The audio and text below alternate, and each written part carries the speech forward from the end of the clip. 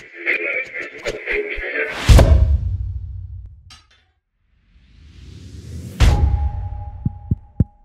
this thing on?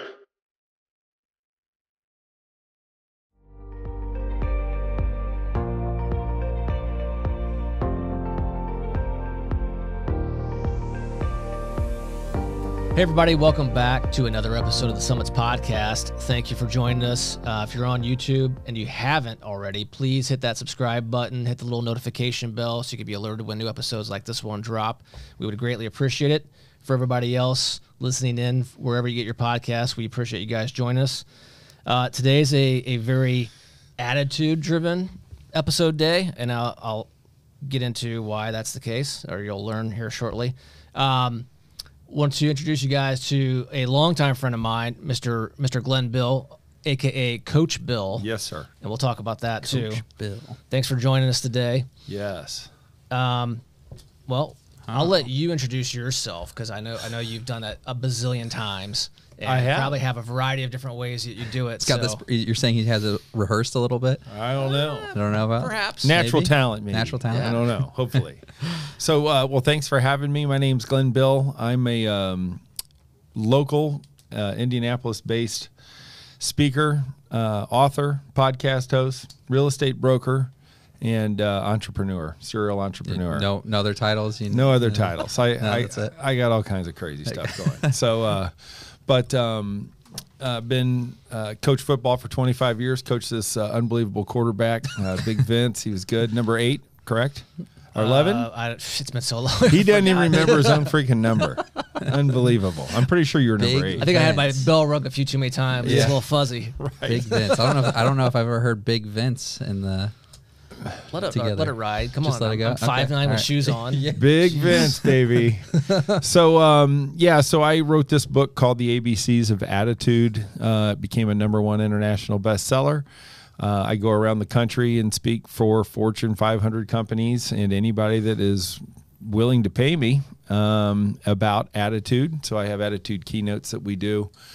And our keynotes are attitude keynotes as they relate to leadership, as they relate to customer service, as they relate to disruption, as they relate to morale, company morale. And our podcast, the Get Attitude podcast, we interview influencers and innovators. Season 2, Season 3, we're getting ready to start launching. Looks like it's going to maybe be March 7th. Okay. So 2 great years. They've been very successful. We were fortunate enough to win a Communicator Award with that podcast. Nice. And real proud of that. So check out Black History Month being this month, the 846 interviews, Stories of Black America. I think we had about 80,000 downloads on that one. So it was a very We're right behind you. Right behind, just Just that's a touch. okay. It'll happen. It'll happen. And so that's been a lot of fun. Yeah. And and that's what's going on with the attitude. So we're trying to change the world one attitude at a time. Where's the best keynote you like where you went to do it? Like, what's your favorite one? Is there a standout one that you've done over the years? Actually, home court, Ascension Health hired me to speak, and they rented out Bankers Field House. Oh, wow. So, yeah, I was on about a 40-foot stage, completely felt like a rock star. They had a couple thousand people on the floor. They give you some walkout music? Oh, yeah. Oh, nice. I had a green room. Oh, wow. I parked underneath the thing, walked in. Only blue M&Ms. Did the whole deal? Yeah, only blue M&Ms, 72 degrees, right? This water's too cold. It's got to be tepid.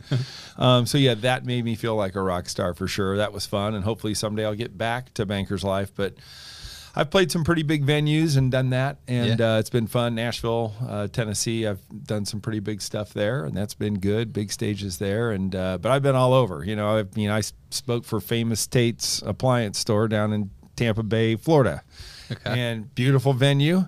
But all of a sudden, as I was doing this, I did what's called PSA Tech, which is the largest, technology security conference. And for some reason, these people integrated. It's about integration with the appliance business. Well, all these appliance guys are in the audience and like, hey, we love you. Come. So I was like doing the appliance circuit for 7 or 8 months, and I didn't care. The appliance people were great, and it was awesome. So we've spoken to geologists all the way to, like I said, to Ascension Health, which is probably our biggest show. Wow. So That's But now you're a born and raised Hoosier. yes, sir. I mean, we grew up in the same area. Yes, You also went to Bishop Chatard High School, correct? that is correct. Yes. Correct me if I'm wrong. You also did you play football in college? I did at Ball State Ball State. University. Okay. Yeah, I thought so. Yep. Chirp, chirp. Yeah, there you Go go. Cardinals. Yeah. When you got out of Ball State, did you go straight into real estate or what? Yeah. So my football career was shortened. I decided to have a family when I was really young. And so I got into apartment leasing. I did very well doing that. I created some really industrious programs. And that story is told in a new book, not to self-promote, that's coming out next month called Source of Sales, a realtor's guide to increased confidence, increased conversions, and increased commissions. And I've smashed my 35-year real estate career into that book to help agents fast track their success in real estate.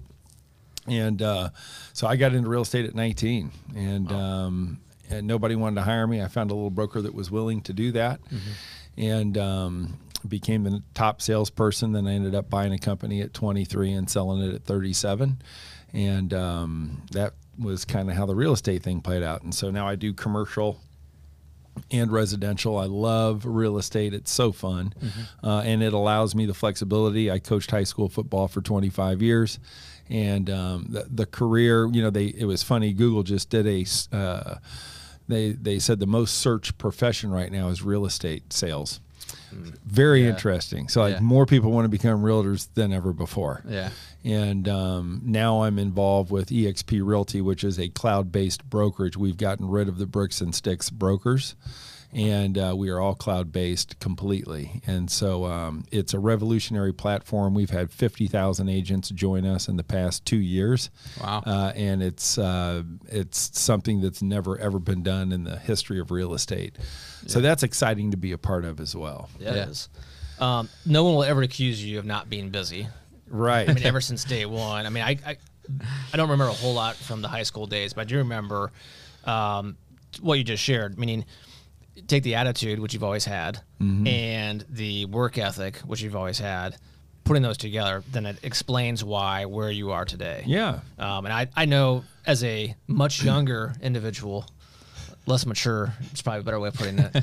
I always looked up to you because I've knowing where you came from, knowing your history, certainly I would say a role model perhaps of someone, hey, if I could work my ass off like him, chances are you're going to be all right. Right. Yeah. Well, thank you. That's awfully nice of you. But I would say that looking at your father and what he's done and what he created, much of the same thing. And so that old, COVID's been interesting. The Great Resignation, right?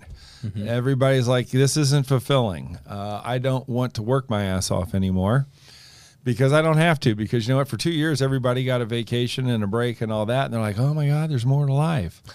So, the pendulum will swing back. And then when everybody's sitting around being lazy, not working, they're going to start going, I think I want toys again. I think I want vacations.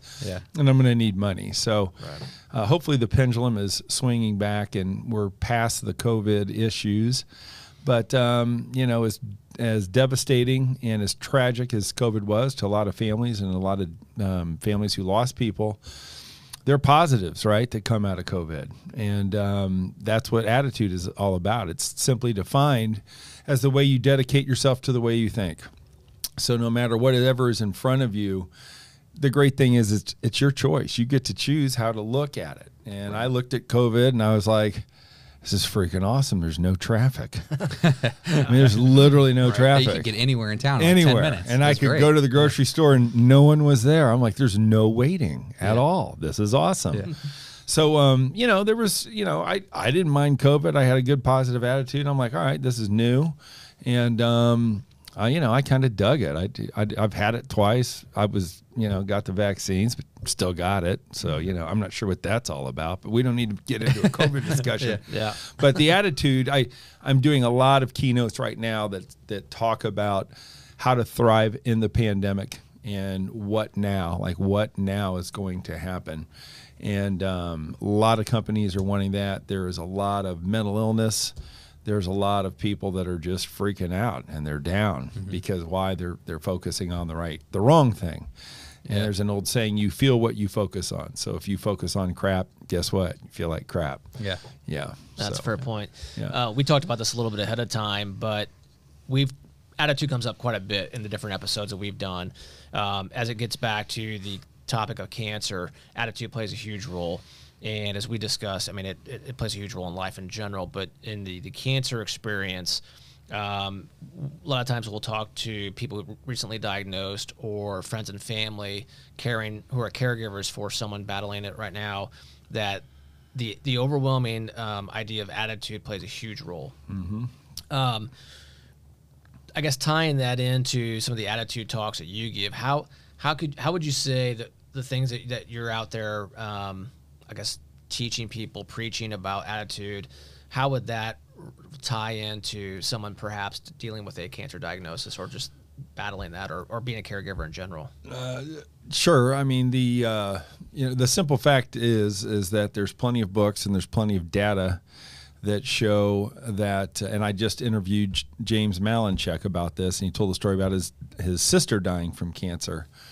And they gave her 3 months to live, and she lived for 9 months, and they did visualization, they did relaxation, they did meditation, they did positive chants. And for some reason, and I think it's not only her, but I think there's many instances of people who have been cured or at least postponed their demise because of what was going on in their head. And so you are what you think about all day long, right? The question is what are you thinking about? So if you're a cancer patient, there are cancer patients that want to lay in bed and focus on death, and that's eventually where they're going to go pretty quick. There are cancer patients that sit there and go, hey, I still got 3 months to live. There's stuff I'm going to do. And that's what they do. And so, obviously attitude's not going to beat cancer, but from diagnosis to death, certainly it's a person's choice on how they want those final days to be.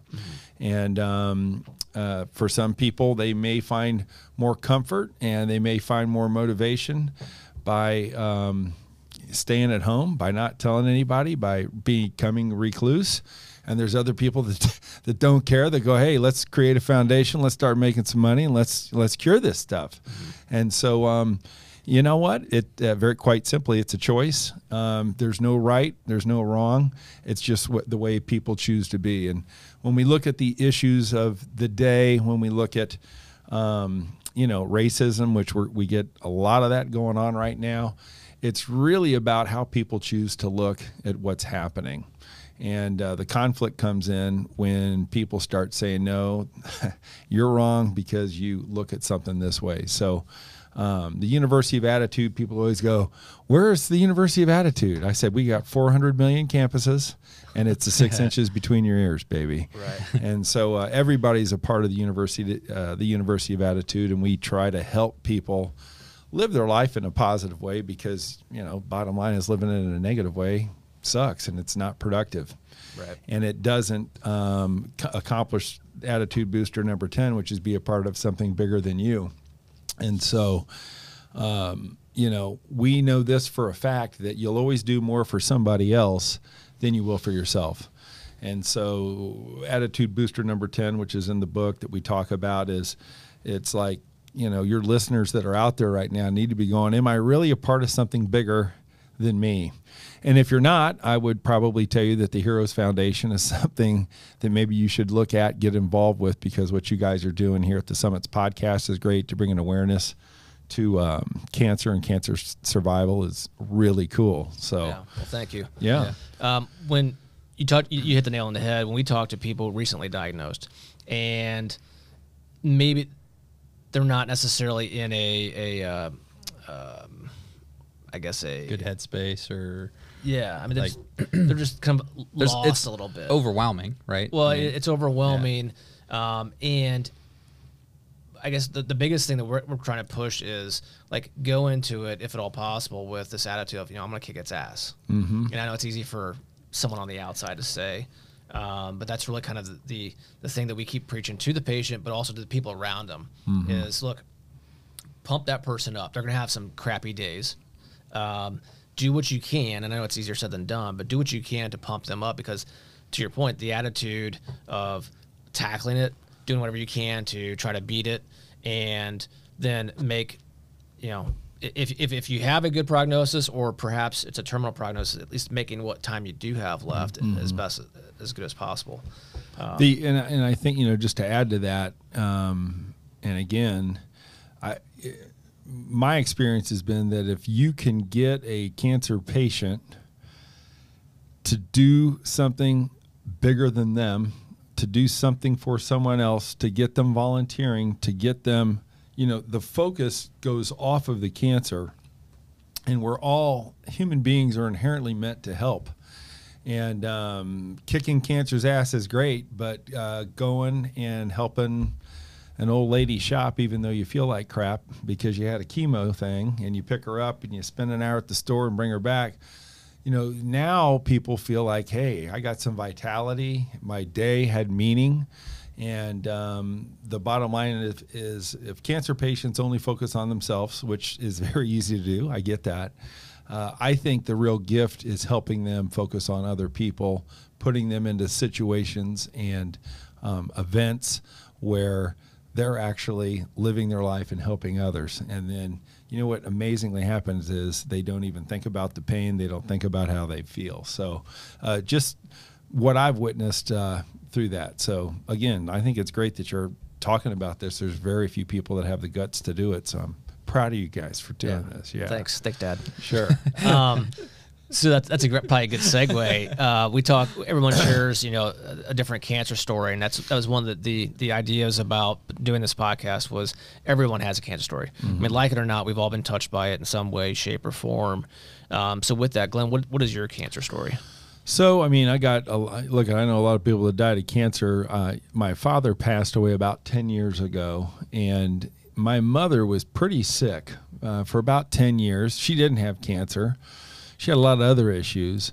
But as he was taking care of her, and I guess this is maybe why I just said what I said, he had cancer for 13 years and never told anyone. Wow. So, here's the reality. If you're listening to this, there may be somebody in your life that has cancer and you don't even know it. Yeah. There also may be somebody that's driving in front of you too slow that doesn't know what the hell's going on. And instead of honking and flipping them the bird, maybe they got cancer, or they just found out that they got cancer, right?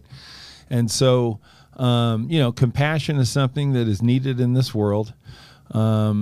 And so my cancer story was, simply that we found out one day that my dad had cancer, and they're like, well, yeah, he's had it for 13 years. He didn't tell anybody. Wow. And it got him pretty quick. He had cancer of the spine, and, he fought it. We were about a year with him where we kind of knew finally, and then, it took him down pretty quick. So he lived a great life. He coached in 6 decades in the CYO. He was a giver.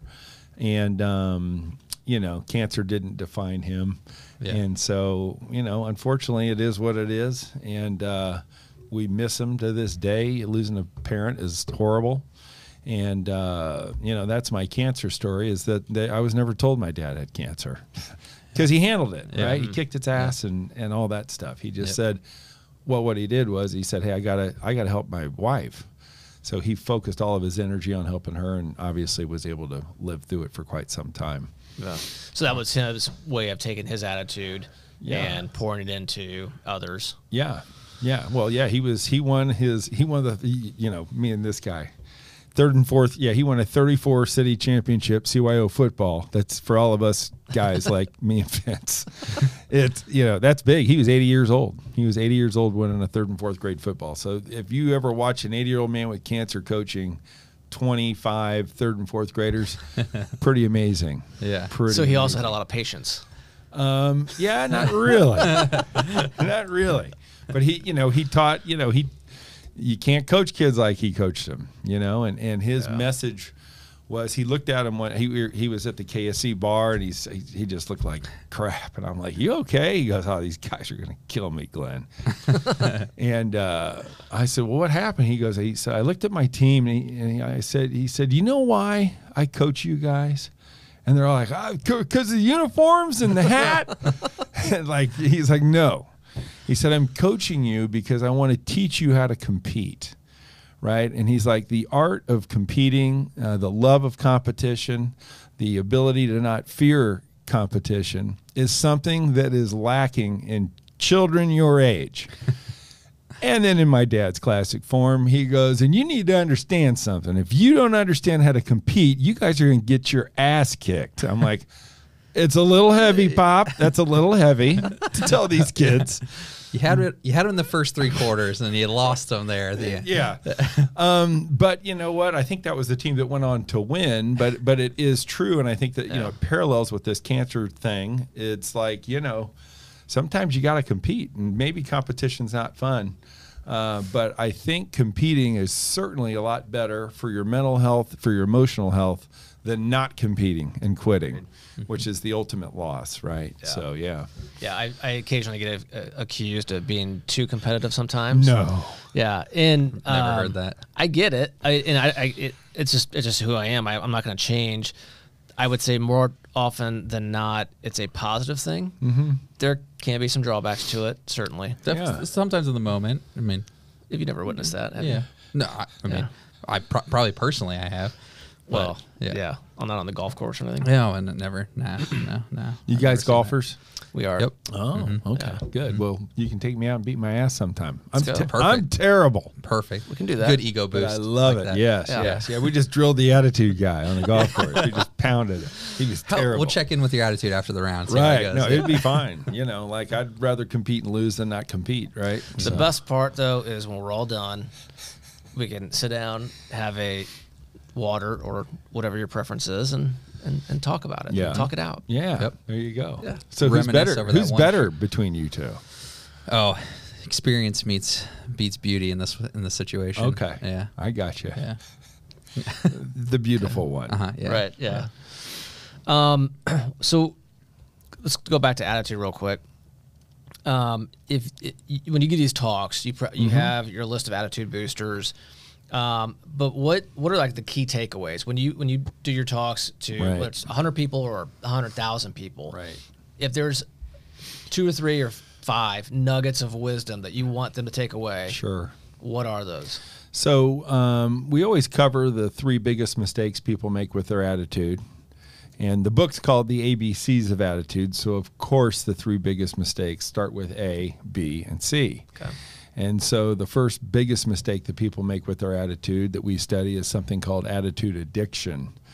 And we always say that attitude addiction is the most underdiagnosed addiction in America, because there's so many people that say, well, that's just me. I would never think like that. I'm not good enough. Whatever story, the bottom line is the difference between successful and unsuccessful people, happy people and unhappy people, is the story that you're telling yourself. And so many people that we run into that we help are addicted to a toxic story about themselves. It's self-defeating. But what happens is they find comfort and they lower their standards of their life because they're addicted to their attitude. So the biggest question, and only only the person listening on the other side of the speaker knows, is, am I addicted to my attitude, and what's the story I tell myself? And then, so that's attitude addiction. B is called bad beliefs. And we look at, what are you really believing? And I think it's important for everybody, as we interact with each other, as we look at circumstances, as we look at different stories, to ask this very important question. And that is it true? And so, a lot of people don't ask, is it true enough? And so they end up believing things that aren't true, right? And so many people just believe negative things. They believe that they're cursed. They believe that they're doomed, or I'm always late, or whatever. That's all on Facebook. Huh? It's all on Facebook. It has to be true, right? Right, exactly. Right, exactly. Joe Rogan's podcast. And then the C is what's called the can't conundrum, right? The third biggest mistake. And the can't conundrum is people that focus on what they can't be, what they can't do, and what they can't have, instead of what they can be, what they can do, and they can have. And so it's when you meet people and talk to them, you can see if you're dealing with the person that lives in the can't conundrum, right? Because they always are looking at the scarcity and not the plentifulness that life really offers. So those are three pretty big takeaways. And we try to get inside the hearts and minds of our audience. And those are three things that we really try to help people get out of if we can. And then when I speak, we usually have client-specific questions and challenges. I always survey all the audiences that I talk to, so I get a real good feel for what is going on with these people and what their biggest challenges are. And then we go through the 10 attitude boosters. And, certainly I think attitude booster number 6, I'm a Tony Robbins disciple and cult member. And he gave me attitude number 6, control your emotions, right? And it's like when people say, I always say, what do you want most about attitude? And they say, consistency is, I'd really like to be more consistent. I'm up and down, I'm up and down. And I always teach people that you cannot have a consistent attitude with inconsistent emotions. And I'm not saying that you shouldn't be emotional, but I'm saying you need to be able to control your emotions. And so I always like to talk about, do you know people that they're not happy unless they're pissed off all the time? That is attitude booster number 6, right? Damn it. So your ability to control your emotions is just so big when it comes to attitude. And it's okay to be emotional, but you really need to be able to control it, right? And that gets into an awareness type thing. So, did you talk to my wife before you came on here? No. She said she might say I'm a little emotional. Really? Yeah. All right. Well, I should have brought my Spirited. book, and you could have taken. I'll bring the book and the playbook and bring you guys some swag when I'm back up here. But our Get Attitude playbook is simply a journal. And what's been funny is we've had a lot of couples. They're like, oh, my God, we took out your playbook. Of course, it's a playbook because I'm a coach. And so we go A to Z. There's 26 exercises for individuals. Well, what ended up happening was like couples were doing them together. And it was really, really cool to see what was going on there. And you guys have my business card right now with the 10 attitude boosters. And I always suggest that if you have kids at home, to take this card and hand it to your kid and say, hey, hon, which one do you think dad's really good at and which one do you think dad needs to work on? But don't tell me. And then you kind of score yourself and then see if your answers match up. And what happens if they say all of them? Right. What? You need a crash course. Say no. Yeah. You just say no. You got to pick one, But to do that with your kid and then both your spouses, to kind of score your spouse, it's amazing how most people are completely wrong. Like they're not, they all have something different. But what we found through that exercise was, look, teenagers don't want to talk to their parents. Like kids don't want to talk to anyone anymore. Kids can't even stand up in a room and talk to people anymore. Yeah. It's the biggest skill that is missing in our adolescents right now. And they said, Glenn, God, we got your card. I haven't talked to my kid in like 2 years, and we freaking talked for like 2 hours about this. And we just went down every one. Because you can't text it to them. You can't text it to him, right? Yeah, you got to talk to them. I think you're, that's a good idea. I'm sure they tried. They would send me a few emojis because they feel exactly. it's safer. I'm like, come on. Right. You can't flip me off on an emoji. Yeah, the emojis, that's just crazy. Those are effective. I mean, they're effective. They don't bug me. I'm an emoji guy. I'm cool with emojis, but down with emoji. But it's just weird how that's how people communicate now, right? And you can literally do an only emoji text string with somebody. That's always kind of fun. Yeah, I've done that with GIFs or GIFs or whatever you're supposed to call them. Yeah, those are fun. Yeah. I was informed GIFs are out. It's only emojis now. Oh, really? Yeah. Damn it. Interesting. Yeah. I mean, I've literally had an entire conversation on text via GIFs. Yeah. I don't know if it's a licensing deal or what. I mean, I was made a GIF a couple times. I know that. I don't know where they are, but I was. So. You're in the land of the internet at somewhere. Somewhere, yes. What are we missing? I mean, this list is pretty telling. I'm certainly going to try that tonight. I have 3 teenagers at home, and I'm sure I will tell you the responses I get, because I want to know. I could at least say that Megan, my youngest, will probably give me some interesting ones. What would be cool is if like all 3 of them answered the exact same. And it's possible. And it is. But then you're like, and then if all 3 of them answer 3 different, you're like, oh, man. Well, and that's certainly possible. Yeah. They might give the same answer. It's how they give it that will be different. Aha. Yeah. I see. Maddie will be very sheepish and just, well, you might want to work on number 6 maybe, but, you don't really have Mia to. will be more matter of fact. So, I studied this list, and I'm really thinking number 6 might be good. And Megan like, yeah, Dad, you suck at number 6. Right. You really need to work on that. And she might add some more. So what are their ages, like 13 to 18 or something? Twin 18-year-olds. Oh, my gosh. Yeah, and then a 14-year-old. Oh, my. And so then the 18s are off to college. Yeah, next year. Where are they this going? Fall. One is for sure going to IU. Nice. So that very happy and proud about that. Sorry. It's okay. Boiler up? Mm-hmm. Yeah. Yep. I got you. Yep. The other one we haven't decided yet. Still Okay. still playing the field, figuring out what makes the most sense for her. And then our youngest will be a freshman at Chittard in the fall. Cool. Yeah. Cool. So, well, that'll be good on your bank account. Yeah. But Can't maybe wait. their grades are so great you're not having to pay for college like most people. Maybe. Maybe not. Maybe not. No, they're good I'm kids. so glad I'm done paying for college. You want to talk about an attitude booster? Yeah, your kids are done. Yeah. Yeah. It's nice. So, but then you get to look forward to 2 weddings. So there you go. Not 3 weddings. 3 weddings. Yeah, 3. You got 3 daughters. All girls. Yeah. Oh my mercy. Isn't that well, fitting? hopefully they'll spread it out on you. Yeah. Probably. Hopefully you got a lot of equity in your home. Yes, exactly. Well, I made them sign a contract when they were kids, and so all listeners out there, if you have young daughters, sign up, Taking do a notes. contract. You can write out in crayon. It's cool. Chicken fingers and fries and a keg of beer. Have them sign it now. Right. I don't know if it'll hold up in a court of law, but I got them to sign that. We're good. That is your wedding dinner. Yeah. Right. There you go. You know, knock yourself out. Chick-fil-A's killing it, so they probably are on board with that. They might. So Chick-fil-A. I would be completely happy eating Chick-fil-A at a wedding. Yeah, I can tell you 100%. that right now. Not a 100%. problem. Yes. Well, what are we missing? You imparted your wisdom. You gave us the tidbits. We talked about the 2 primary attitude boosters on here, as well as the ABCs. Anything else that we want to? Well, I mean, I don't know. I mean, you just asked me a question, I'll start talking. But I think we hit on it. Sometimes, some of the great communicators of all time said, one of the greatest gifts you can have is the gift of brevity.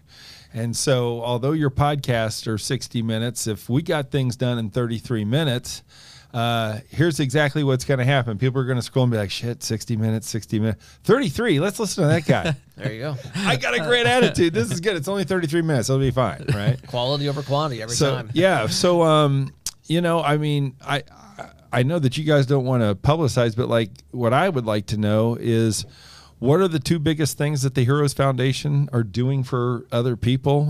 What in the past 24 months since the pandemic hit, what's the story that you went, God, I can't believe we did this. This is awesome. Yeah. I'll actually answer that in reverse if you don't mind. Sure. 2 things with the pandemic. Number 1 is a lot of people bypass going to see their doctor, and I can speak to this firsthand, but people are missing diagnoses, early diagnoses. People are putting things off. They may feel that, yes, the hospitals are certainly overwhelmed with COVID patients, and that's justified, but there's telehealth. If you're not feeling good, most doctors have incorporated that now, so go speak to them. Don't hold back if you have questions. And then one thing we pivoted on pretty quickly, and I hate to use that term because everybody's using that term for the last 2 years, but Game changer. I know. Pivoting. But when we saw especially the ER departments, the critical care nurses, et cetera, those docs, nurses, and support staff were so ridiculously overwhelmed. We're like, okay, I don't care if they're dealing with cancer patients or they're dealing, obviously, with the overwhelming number of COVID patients. We got to help these people out because they're helping us out. So something as simple as buying a bunch of lunches and taking them in and dropping them off. We did that. It was cool. Awesome. I'll always good to keep the nurses happy. It's always a plus. So we did a fair amount of that. But really the biggest thing for Heroes right now is going back to the summits in our logo, which stand for support, research, and prevention. Cool. And just continuing to drive home those 3 pillars, if you will, and the things that we provide funding for. On the support side, it's providing support, just as it says. It's whether that's dietitian needs, psychosocial services, art, music therapy, helping them with their attitudes if they're going through the cancer experience. Most cancer centers across the country, and not just in Indiana, now have programs or services supplying that need. The prevention side, you've seen us a couple of times at our, well, it used to be Spin for Heroes, is now Fit for Heroes. Yeah. And that whole thing is get your ass off the couch. I don't care if you're a cyclist, a runner, playing golf. I mean, we did a golf thing, and most people say, well, that's not really exercise. Well, yeah, but it's not sitting on the couch and watching more TV. It's getting out and doing something. Attitude booster number 9. There you go. Eat right and exercise, folks. There you go. That's what it's all about. That obviously helps you in a lot of capacities. But it's a numbers game. I mean, we're a fundraiser. It's a numbers game, just like any other fundraiser. And it's getting more people involved throughout the state of Indiana, and getting them to become champions of the cause, and a numbers game again, growing the audience, growing the dollars, etc., and preaching a better, healthier lifestyle, which then ultimately can help reduce or prevent certain types of cancer, heart disease, and a myriad of other health issues. And the last piece is research. And so when we looked at getting into research, I mean, research takes billions of dollars. We don't have billions of dollars. Not yet. Not yet. But when we talked to different docs and we said, okay, I might have 25 grand. And I know in the world research, that's nothing. He's like, yeah, to you, it may not seem like a lot, but to physicians who have a hunch, they can't just go out and get a $2 million grant because they have a hunch. Right. They got to prove a whole bunch of stuff out first. And so that 25 grand is huge, because what I didn't know, in some cases, if docs are so passionate about this hunch, they will self-fund some of their research. So they got to buy mice, they got to get lab supplies, they have to get people to help them out. Well, that stuff takes money. So in a way, we're kind of like seed investor, angel investors in a upstart hunch that a doc has about something that we think has validity, and so we want to help fund that. And we've already seen, I don't know, probably a solid 5 or 6 projects that we gave some initial funding to that have then proved those hunches out and have gone on to secure much larger grants to do full-blown programs and then start clinical trials, which is cool as hell. Yeah, that's definitely cool. When you said we try to help people with our attitudes, it's when people look to hire me, they're like, yeah, we feel like, we don't want our people to think they got crappy attitudes. So how can we repackage you or anything like that? And attitude that we try to teach people, and on the cover of the book, you'll see it says, get attitude. Like, that's my thing, get attitude. And people are like, yeah, I got an attitude. I got attitude. And I'm like, no, that's not what I'm saying. And I always relate it back to, I've seen rich people go broke. I've seen happy, long married couples get divorced. I've seen perfectly healthy people become diabetes and cancer ridden, right? Why? Because they didn't get attitude about their finances. They didn't get attitude about their marriage. They didn't get attitude about their health until when, right? Until it was too late. And so, what I always try to encourage people to do, and your listeners, is what is it in your life that you feel like you need to become more proactive with? And let's be honest, in America, guys, it's not real hard to tell you. For 70% of us, we just need to look in the mirror and take off your clothes and jump up and down and go, okay, maybe I'm 10 to 15 pounds too heavy, right? Like, we call that the mirror test. And so that eat right and exercise part, I do a lot with folks that are like, I just can't stay on a diet. I don't have the attitude. It's too late. It's just too much. And I said, eat right and exercise, I didn't invent that, right? But it's like the most powerful thing you can do for your mind is just to simply, the food that is put into Americans is crazy if you study it. What we consume and what our children consume is disgusting. And we all look and we all go, okay, we're the fattest nation in America. I'm like, well, God, look what we're eating, right? So I would, and a lot of this is cancer causing when it's all said and done. Right. And I'm like, I got an idea. Just eat vegetables for a year, only vegetables, and walk a mile a day, and look at the difference it'll make in 365 days. And people have done that. They have the new 75-day hard and soft, 75-day hard. Yeah. I mean, crazy. So that's just, what we may have missed is to ask the people that are listening to this, what is it in my life, whether it's finances, whether it's my health, it could be spiritually, it could be emotionally, like, what do I need to get attitude about? What do I need to change?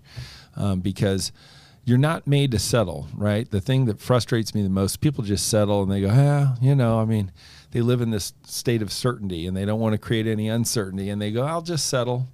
And I just, that's not what I teach, right? This isn't what I talk about. And so I try to create momentum in people's lives. I try to help them understand that settling is not natural and it's not going to keep you positive. And most people that come to me depressed and down, and they have a terrible work setting, I can identify right now. It usually comes down to certainty. It comes down to everybody's comfortable, everybody's certain, and that's the quickest way to fail. So yeah. Well, GB, we appreciate you taking the time out of your very busy schedule to join us today. It means a lot to me, and hopefully all of our listeners took a few nuggets of wisdom out of this episode. Glenn can be found all over the place. Yeah. Look for Get Attitude, Glenn Bill. You'll find him. Thank you all for listening in, whether you're tuning into a podcast or our podcast via one of the different channels or mediums out there, or you're listening and watching us on our YouTube channel. We appreciate you. Again, if you're on YouTube and you haven't subscribed to the Heroes Foundation's page, please do so and hit that notification bell. And once again, thank you for joining us today, and beat cancer.